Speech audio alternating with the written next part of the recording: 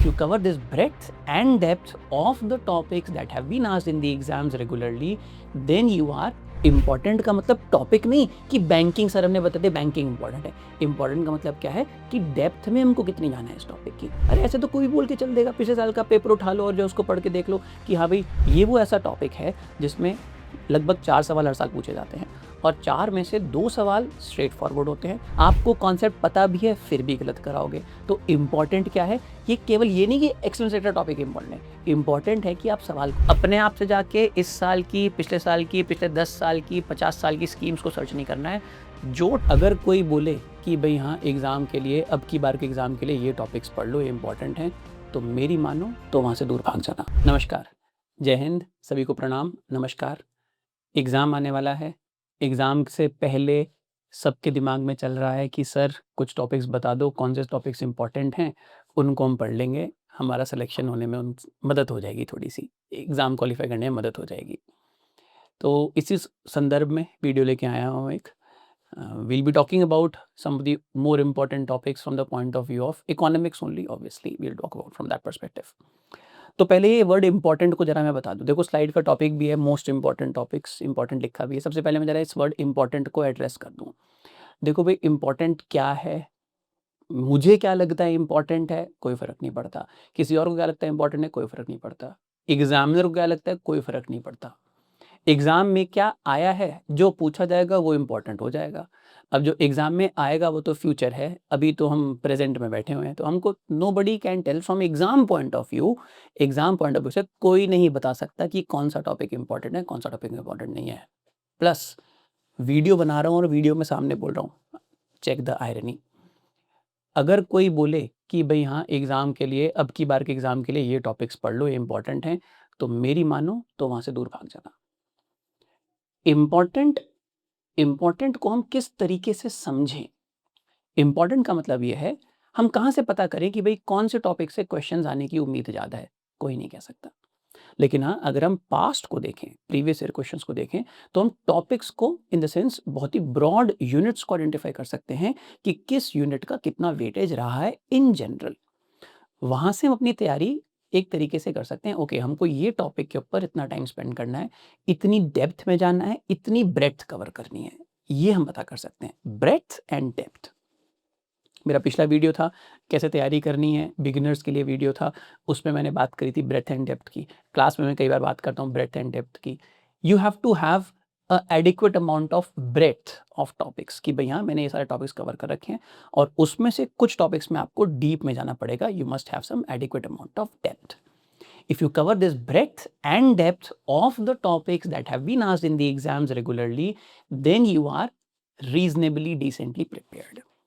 तो इस डिस्कशन में मैंने नाम तो लिखा है इंपॉर्टेंट टॉपिक्स, लेकिन मैं बात करूंगा बेसिकली उन टॉपिक्स की जो कि यूपीएससी फ्रीक्वेंटली पूछती है, जिससे हम उम्मीद कर सकते हैं कि इस बार भी शायद वैसा ही पैटर्न यूपीएससी रखेगी।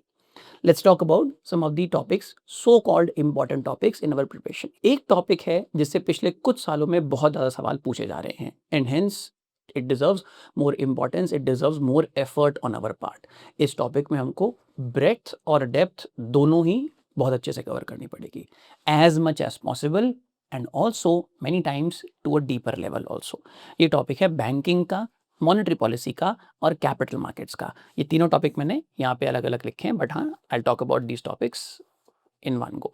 बैंकिंग, कैपिटल मार्केट्स एक emerging topic and RBI monetary policy.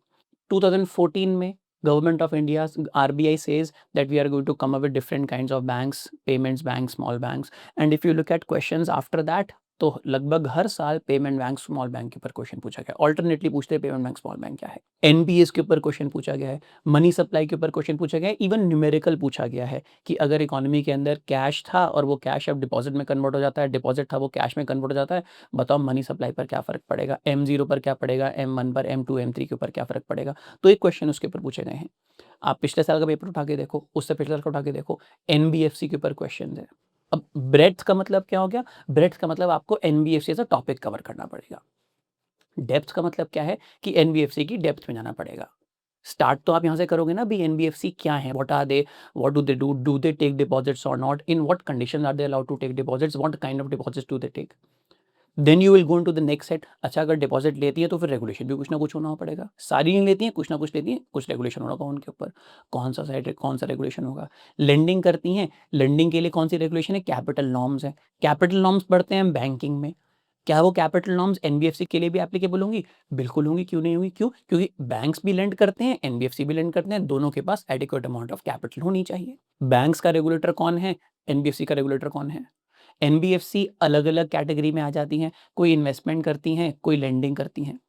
उनका रेगुलेटर कौन है? तो अब हम डेप्थ में जा रहे हैं। We are going to depth part of this NBFCs. So we have to cover these aspects. Priority sector lending, priority sector में बैंक्स किसको लोन देते हैं, कौन से सेक्टर्स प्रायोरिटी सेक्टर के अंदर आते हैं, क्या एमएसएमई को दिए हुए loan, last to last year का क्वेश्चन है, क्या एमएसएमई को दिए हुए लोन प्रायोरिटी सेक्टर का पार्ट होते हैं कि नहीं होते हैं? क्या एनबीएफसीज आरबीआई की लिक्विडिटी एडजस्टमेंट फैसिलिटी अवेल कर सकती हैं कि नहीं कर सकती हैं? वो फैसिलिटी अवेल करने के लिए क्या-क्या कंडीशंस हैं? वहाँ से हमको पता चलेगा। अच्छा, शेड्यूल्ड बैंक नाम की कुछ चीज़ होती है। शेड्यूल्ड बैंक्स क्यों होते हैं? क्योंकि वो आरबीआई के सेकंड शेड्यूल के अंदर मेंशन होते हैं। जब मेंशन हो जाते हैं, एक तो हो गया कि एक लिस्ट के अंदर मेंशन है। क्यों मेंशन है उस लिस्ट के अंदर? क्योंकि उनको कुछ एडिशनल फैसिलिटीज़ मिलती हैं।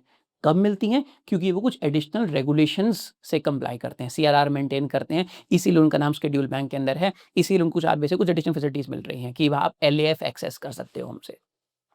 डेप्थ समझ में आ रहा है? डेप्थ। तो इम्पोर्टेंट का मतलब टॉपिक नहीं कि बैंकिंग, सर हमने बता दिया बैंकिंग इम्पोर्टेंट है। इम्पोर्टेंट का मतलब क्या है कि डेप्थ में हमको कितनी जाना है इस टॉपिक की, ये मतलब है इम्पोर्टेंट का। अरे ऐसे तो कोई भी बोल के चल देगा, पिछले साल का पेपर उठा लो और जो उसको पढ़ के देख लो कि हाँ भाई क्या-क्या टॉपिक पूछे गए थे, 4 साल के देख लो, एआई से बनवा लो सर, क्या-क्या लिस्ट है टॉपिक्स की बना दो, ये इम्पोर्टेंट टॉपिक है। इसमें बोलने वाले की कुछ अकाउंटेबिलिटी नहीं रह जाती है। इसीलिए मैं आपको बताता हूँ कि इम्पोर्टेंट का मतलब ये नहीं, इसे मैंने बोला कि भागो वहाँ से अगर कोई बोला कि ये टॉपिक्स पढ़ लेना इम्पोर्टेंट है। इम्पोर्टेंट का मतलब है कि हमको कितनी ब्रेड्थ, कितनी डेप्थ कवर करनी है। तो बैंकिंग टॉपिक एक ऐसा है बिकॉज़ इससे काफ़ी फ्रीक्वेंटली सवाल पूछे जाते हैं पिछले कुछ सालों में, तो इस चैप्टर को आपको एडिक्वेट अमाउंट ऑफ ब्रेड्थ और डेप्थ देनी ही पड़ेगी। This becomes a really important topic from that point of view. There are many subtopics in this chapter which require individually to go into lot of depth. Please go into that lot of depth. अब कहाँ से जाएंगे इस lot of depth के अंदर? एक cheat code आपको दे देता हूँ मैं यहाँ पे। चीट कोड ये है, चीट कोड इज कि आप आरबीआई की वेबसाइट पर जाओ और वहाँ पे एक एफएक्यू वाला पेज आपको मिलेगा। एफएक्यू वाले पेज पे जाओ और वो पेज पढ़ लो आप। उसके अंदर आपके काफ़ी सारे कॉन्सेप्ट्स भी क्लियर हो जाते हैं और एग्ज़ाम में कई बार एग्जामिनर सीधा वहीं से उठा के सवाल बना देता है। Credit where credit is due, this was told to me by one of my students, a very good student of me, Anurag नाम है उसका। उसने मेरे को इस चीज़ के बारे में बताया था। तो हाँ, आप उस चीज़ को देखिए, वहाँ से आप उस सोर्स को रेफ़र कीजिए।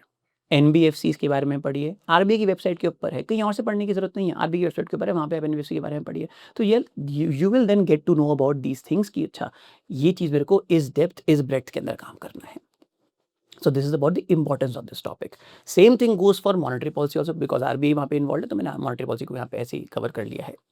मनी मल्टीप्लायर के बारे में पूछा गया है, टूल्स में पूछा गया है, टूल्स में कुछ डीपर टूल्स लाइक स्टेरिलाइजेशन के बारे में पूछा गया है, मॉनेटरी पॉलिसी कमेटी के बारे में पूछा गया है, newer tools, future year questions, नए टूल्स के बारे में पूछ सकते हैं। They can ask about standing deposit facility, they can ask about VRRR, they can ask about operation twist, they can ask about long-term repo operations of RBI. So again, you need to cover, you need to have a breadth and depth. देखो, breadth and depth बनती एक दिन में नहीं है कि आज हम वीडियो रिकॉर्ड कर रहे हो 21 अप्रैल, शायद 4-5 दिन में, 6-7 दिन के अंदर ये लाइव होगा वीडियो एडिटिंग के बाद। जब आप इस वीडियो को देख रहे हो 1 मई को, तो आप ये मत सोचो कि 1 मई से 24 मई के बीच में आपकी ब्रेड्थ और डेप्थ बन जाएगी। ये ब्रेड्थ और डेप्थ बनती है जब आप कंसिस्टेंटली 1 साल से न्यूज़पेपर्स पढ़ रहे हो, वहाँ से ब्रेड्थ एंड डेप्थ बनती है। That is the process of getting mature, ठीक है? So please do this things, important. Then we have external sector, again amongst the most frequent, most consistent questions asked अगर की चैप्टर्स है, वो इस chapter से हैं। हर साल का पेपर उठाओ, पिछले रॉबर्ट क्लाइव के टाइम से पेपर उठा लो, पिछले 200, 500, 400 साल का पेपर उठा लो, जब से यूपीएससी पेपर करवा रही है, यू गेट द पॉइंट। हर बार इस टॉपिक से क्वेश्चंस पूछे जाते हैं और लगभग कंसिस्टेंट थीम्स के ऊपर पूछे जाते हैं। They will ask about trade, they will ask about exchange rates, they will ask about components of balance of payments. ये वो ऐसा टॉपिक है जिसमें लगभग 4 सवाल हर साल पूछे जाते हैं और 4 में से 2 सवाल स्ट्रेट फॉरवर्ड होते हैं, 2 सवाल ऐसे होते हैं, again ratios can change obviously, 2 सवाल ऐसे होते हैं जहाँ पे हमको कई बार कॉन्सेप्ट पता होते हुए भी गलती हो जाती है। एक्सचेंज रेट इंडिया का अप्रिशिएट करेगा, डेप्रिशिएट करेगा, उससे इम्पोर्ट पे क्या फ़र्क पड़ेगा, एक्सपोर्ट्स पे क्या फ़र्क पड़ेगा, इम्पोर्ट्स पे क्या फ़र्क पड़ना चाहिए वर्सेस क्या फ़र्क पड़ेगा। एक प्रोबेबिलिस्टिक स्टेटमेंट दे देंगे और एक डेफिनेटिव स्टेटमेंट दे देंगे। आपको कॉन्सेप्ट पता भी है फिर भी गलत कराओगे। तो इम्पॉर्टेंट क्या है, ये केवल ये नहीं कि एक्सटेंसिव टॉपिक इम्पॉर्टेंट है, इम्पॉर्टेंट है कि आप सवाल को ध्यान से पढ़ रहे हो कि नहीं पढ़ रहे हो। इम्पॉर्टेंट ये है कि आपने इस चैप्टर के जितने भी बेसिक्स हैं प्रॉपर्ली उनको कवर किया कि नहीं किया, so that you don't commit that mistake in the exam. Exam के बाद आप आगे मेरे साथ डिस्कस करोगे, सर आपने क्लास में बताया था, मैं बोलूंगा हाँ बिल्कुल ही बताया था। फिर आप बोलोगे सर मैं तो ये मार्क करके हूँ, फिर मैं आपके सामने आपका सवाल पढ़ के बोलूंगा देखो भाई सवाल में ये लिखा है, you don't put words in my mouth, ये सवाल में लिखा हुआ है और ये आपको आना चाहिए था ये वाली चीज़। फिर आप बोलोगे हाँ सर ये तो पढ़ाया था आपने, मैं भूल गया था, फिर मैंने इस तरीके से नहीं सोचा था इस चीज़ को। तो then you have to, important क्या है, इम्पॉर्टेंट है कि क्वेश्चंस को आप अच्छे से पढ़ो, अपने बेसिक्स को, कॉन्सेप्ट्स को टाइटन करो। External sector very important topic. Budgeting and taxation, last year, last to last year numerical पूछ लिए इस टॉपिक के ऊपर। And when I was discussing this question in front of hundred of students की भाई previous year question discuss करते हैं, जब एग्जाम हुआ उसके बाद जब प्रीवियस ईयर क्वेश्चन का सेशन लिए डिस्कस कर रहे थे, तो वहाँ पे कई सारे बच्चे सारे फिस्कल डेफिसिट कैसे निकाला, प्राइमरी डेफिसिट कैसे निकाला। अब मैं आपको इसमें ये बताऊं कि फिस्कल डेफिसिट इंपॉर्टेंट टॉपिक है, मैं आपको ये बताऊं कि एफआरबीएम एक्ट इंपॉर्टेंट टॉपिक है, टैक्स भी इंपॉर्टेंट टॉपिक है, ये इनको इंपॉर्टेंट बोल के इन टॉपिक्स की आप तौहीन कर रहे हो बेसिकली। क्योंकि आप इंपॉर्टेंट बोल के क्या बोल रहे हो, इंपॉर्टेंट बोल के बोल रहे हो कि यार एग्जाम पॉइंट ऑफ व्यू से मेरे को समथिंग ऑफ दिस चैप्टर नाम का चैप्टर पढ़ना है ना। कॉन्सेप्ट्स, रिपीटेड कॉन्सेप्ट्स हैं एग्जाम में, रिपीटेड क्वेश्चंस हैं एग्जाम में। फिस्कल डेफिसिट बढ़ेगा तो क्या फर्क पड़ेगा, किस चीज पर कैसा फर्क पड़ेगा, उसके लिए पता होना चाहिए फिस्कल डेफिसिट क्या है। फिस्कल डेफिसिट उतना ही है, प्राइमरी डेफिसिट बढ़ रहा है, कम हो रहा है, क्या फर्क पड़ेगा। गवर्नमेंट के रेवेन्यू और अकाउंट्स को क्लासिफाई कैसे किया जाता है, कौन से एक्सपेंडिचर को रेवेन्यू मानेंगे, किसको कैपिटल मानेंगे, लगातार पूछे सवाल हैं। इनफैक्ट आई थिंक 2017 और 2018 के अंदर तो verbatim same to same question पूछ लिया था, बस एक उसके अंदर अंतर था। एक बार पूछा था कि डिफेंस एक्सपेंडिचर, 4 ऑप्शन थे डिफेंस एक्सपेंडिचर, एक बार लिखा था एक्सपेंडिचर ऑन एयरक्राफ्ट कैरियर्स। तो रिपीटेड क्वेश्चंस हैं। अब मैं इनको इंपॉर्टेंट बोलूं या इनको मैं बोलूं कि that you must have complete clarity about these concepts, you must be able to know these concepts by heart. रात को 2 बजे उठा के मैं आपसे पूछूं कि बताओ फिस्कल डेफिसिट का फॉर्मूला क्या है, एक्सप्रेशन क्या है, आपको झट से उगल देना चाहिए। ये है इन टॉपिक्स की importance. Almost every year questions हैं, मतलब ऑलमोस्ट क्या एवरी ईयर क्वेश्चंस हैं इस चैप्टर से। अगेन अगर आप देखो इकोनॉमिक्स से जो 17-18 सवाल हैं उसमें से around 5 to 6 questions are from monetary policy and banking, around 4 questions are from external sector topic, around 3 questions are from budgeting and taxation. तो ये कितने इंपॉर्टेंट टॉपिक्स हैं। और जो रिमेनिंग 2-3 क्वेश्चंस होते हैं वो मिसलेनियस, जिसमें से इंपॉर्टेंट टॉपिक होता है हमारा नेशनल इनकम अकाउंटिंग, एनआईए वाला टॉपिक है, वो इंपॉर्टेंट हो जाता है। एग्रीकल्चर एंड स्कीम्स, इसके बारे में मैंने इसको इंक्लूड कर लिया है, लेकिन हाँ प्रीलिम्स पॉइंट ऑफ व्यू से एग्रीकल्चर को हम थोड़ा सा एनवायरनमेंट, ज्योग्राफी, इकोनॉमिक्स के साइंस एंड टेक के इंटरसेक्शन के ऊपर मानते हैं। बट हाँ मैंने इसके यहाँ पे इंक्लूड जरूर कर दिया है, agriculture and government schemes important जरूर है, मैंने इसलिए यहाँ पे इंक्लूड किया है। एग्रीकल्चर एंड स्कीम्स प्रीलिम्स में क्वेश्चन जो आपको मिलेगा, ज्यादातर प्रीलिम्स का क्वेश्चन आपको मिलेगा स्कीम्स रिलेटेड फ्रॉम एग्रीकल्चर। आपको फर्टिलाइजर के बारे में पूछ लेंगे, नैनो फर्टिलाइजर के बारे में पूछ लेंगे, नीम कोटिंग के बारे में पूछ लेंगे, फसल बीमा योजना के बारे में पूछ सकते हैं, एनवायरमेंटल एस्पेक्ट्स के ऊपर पूछ सकते हैं।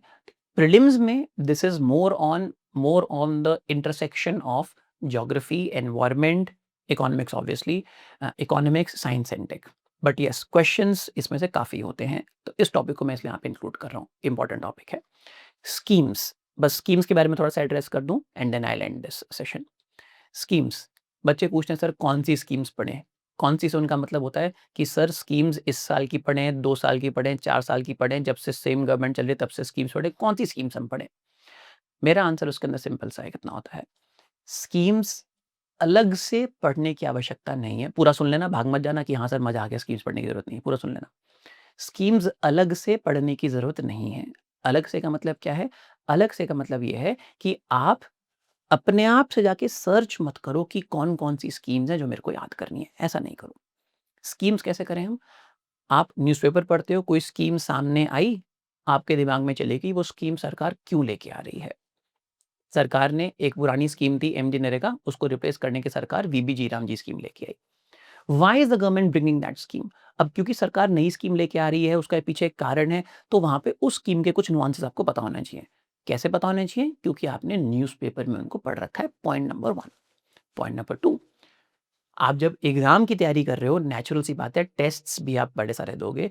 जब आप टेस्ट्स दोगे तो टेस्ट्स में ऑब्वियसली कई सारे स्कीम्स के क्वेश्चन आपके सामने आएंगे।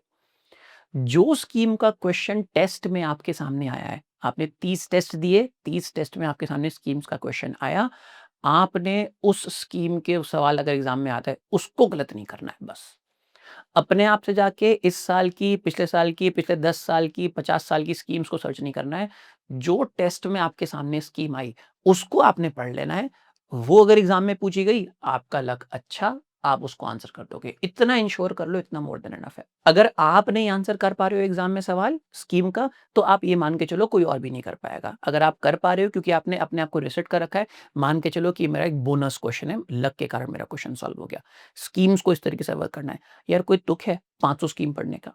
ये सारे पोस्ट फैक्टो एनालिसिस होते हैं। एग्जाम होने के बाद आगे लोग यहाँ पे खड़े हो जाएंगे और बोलेंगे देखो भाई ये वाली स्कीम इस डॉक्यूमेंट में थी, ये वाली स्कीम यहाँ पे थी। तो as an institute, as entity who has been in the system, in this business and of system for long, देखो आप समझो कि हमारा एज एन इंस्टीट्यूट, हमारा कंपटीशन अलग है, हमारा कंपटीशन दूसरे इंस्टीट्यूट का चल रहा है। तो हम तो बोलेंगे ही, देखो हमारे मटेरियल से सवाल पूछा गया है, हमारी टेस्ट सीरीज से सवाल पूछा गया है, हमारे करंट अफेयर से सवाल पूछा गया, हम तो बोलेंगे ही। आपको ये देखना है स्टूडेंट को कि क्या आप उस क्वेश्चन को एक रीजनेबल सोर्स से पकड़ के आंसर कर सकते थे कि नहीं कर सकते थे। आपको ये देखना है। वो आप कैसे देखोगे? यार मैंने 30 टेस्ट दिए हैं, मैं ये कर सकता हूँ। उस 30 टेस्ट में मेरे सामने ये 15, 20, 30 स्कीम आई थी। इन स्कीम से रिलेटेड कोई सवाल आएगा, मैं गलत नहीं करूंगा। अगर इनका मैंने गलत कर दिया तब प्रॉब्लम है, फिर मेरा प्रोसेस में प्रॉब्लम है। अगर इनका मैंने सही कर दिया तब मेरे प्रोसेस में कोई प्रॉब्लम नहीं है। इस तरीके से हम स्कीम्स को कवर करेंगे। इंपॉर्टेंट है, स्कीम्स इंपॉर्टेंट बोलना ठीक नहीं है। स्कीम्स के टॉपिक के सवाल पूछे जाते हैं, लेकिन स्कीम्स कवर कैसे करनी है, स्कीम कैसे कवर करनी है। तो ये हमारे मेन टॉपिक्स हैं जो कि हमको एडिक्वेट डेप्थ एंड ब्रेथ में कवर करनी चाहिए। Just few more minutes. कुछ और चीजें हैं जो कि हमारे नए टॉपिक्स आ रहे हैं, जिनके ऊपर कई बार सवाल पूछे जाते हैं, जैसे capital market, security markets and role of SEBI. पिछले 3 सालों के अंदर, पिछले 6 सालों के अंदर पोस्ट कोविड इस टॉपिक के ऊपर काफी सवाल पूछे गए हैं। It was not so relevant earlier, but on an average in last 5 years, last 6 years post 2020, this chapter has around 3 questions per year. Classification of investments, debt, role of SEBI, ये सब stock market के ऊपर question ये regularly पूछे जा रहे हैं। This becomes a very important topic. Payment systems, role of NPCI, भीम, यूपीआई, आरबीआई का उसके अंदर role, national payment settlement entity इसका रोल, इंडियन बैंकिंग एसोसिएशन का रोल, डिजिटल रूपी क्या है, लास्ट टू लास्ट ईयर का क्वेश्चन है, सीबीडीसी क्या है। तो ये क्वेश्चंस पूछे जा रहे हैं। पेमेंट्स बड़ा इंपॉर्टेंट टॉपिक हो जाता है। Payments, as the economy is formalising, we have to find out new and new ways to make payments, better ways to make payments, keep them secure, make sure that money supply in the country is not counterfeit money that is coming into the country, है ना? तो we have to is not causing inflation into the country, is we are not lagging behind China और Japan और USA, we are actually far ahead of them। तो इन चीज़ों के ऊपर UPSC questions पूछ रही है। पेमेंट्स के ऊपर, सिस्टम्स के ऊपर, उनकी सिक्योरिटी के ऊपर सवाल पूछे जा रहे हैं। तो इनको ध्यान रखना है। ये हमारे न्यू एंड इमर्जिंग टॉपिक्स हैं। इन्वेस्टमेंट व्हीकल्स के ऊपर सवाल पूछा जाएगा, INVITs के ऊपर, REITs के ऊपर, सॉवरेन बॉन्ड्स के ऊपर, इन्फ्लेशन इंडेक्स बॉन्ड्स के ऊपर। These questions are asked regularly in the exam. तो ये हमारे कुछ इमर्जिंग टॉपिक्स हैं। तो हमारी ब्रेथ बढ़ गई इनकी वजह से, इस ब्रेथ को हमको कवर करना है। ठीक है?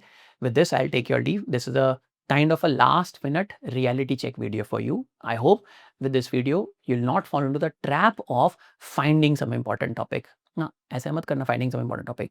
जो topics हैं, इन topics को adequate depth and breadth में cover करो। एग्जाम से पहले रिवीजन करो इन टॉपिक्स की, जिससे आप इन सवाल के, इन टॉपिक्स के बेसिक क्वेश्चंस कभी गलत ना करके आओ। With this, I'll take your leave. All the best, everybody. I'll see you one more time before the exam. Take care. Bye bye.